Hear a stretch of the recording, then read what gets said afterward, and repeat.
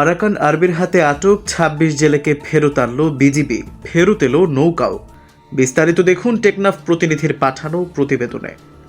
Border guard বাংলাদেশের অব্যাহত যোগাযোগ ও আন্তরিক প্রচেষ্টায় মায়ানমার হতে দেশে ফিরল আরাকান আর্মির হাতে আটক ২৬ বাংলাদেশি জেলে।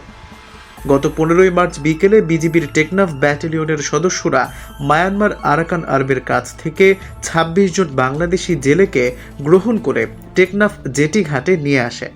এর আগে বিভিন্ন সময় টেকনাফের কেকে খাল এবং শাহপরীর দ্বীপ ট্রলার ঘাট থেকে ভিন্ন ভিন্ন দলে মোট ২৬ জন জেলে নৌকাযোগে মাছ ধরার উদ্দেশ্যে বঙ্গোপসাগরে গমন করে। তারা মাছ ধরতে ধরতে একসময়ে ভুলবশত বাংলাদেশ মায়ানমার সীমান্তের শূন্য লাইন অতিক্রম করে মায়ানমারের জলসীমায় প্রবেশ করে। এর পরপরই আরাকান আর্মির সদস্যরা অবৈধ অনুপ্রবেশের দায়ে বিভিন্ন স্থান থেকে তাদেরকে নৌকাসহ আটক করে নিয়ে যায়। পরবর্তীতে আটক জেলেদের পরিবার তাদেরকে ফিরিয়ে আনতে বিজিবির হস্তক্ষেপ কামনা করলে বিজিবির টেকনাফ ব্যাটালিয়ন আরাকান আর্মির সাথে কার্যকরী যোগাযোগ স্থাপন করে এবং দীর্ঘ মধ্যস্থতার পর আজ বিকেলে আরাকান আর্মির কাছ থেকে জেলেদের ফিরিয়ে আনা সম্ভব হয়।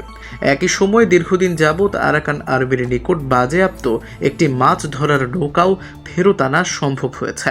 বর্তমানে দেশে ফিরিয়ে আনা জেলেদেরকে তাদের পরিবারের নিকট হস্তান্তরের কার্যক্রম প্রক্রিয়াধীন আছে। এ ব্যাপারে টেকনাফ ব্যাটালিয়নের অধিনায়ক লেফটেন্যান্ট কর্নেল মোহাম্মদ আশিকুর রহমান বলেন, সীমান্ত সুরক্ষার পাশাপাশি দেশের আপামর জনসাধারণের জীবন ও সম্পদের নিরাপত্তা নিশ্চিতকরণে বিজিবি সদা জাগ্রত।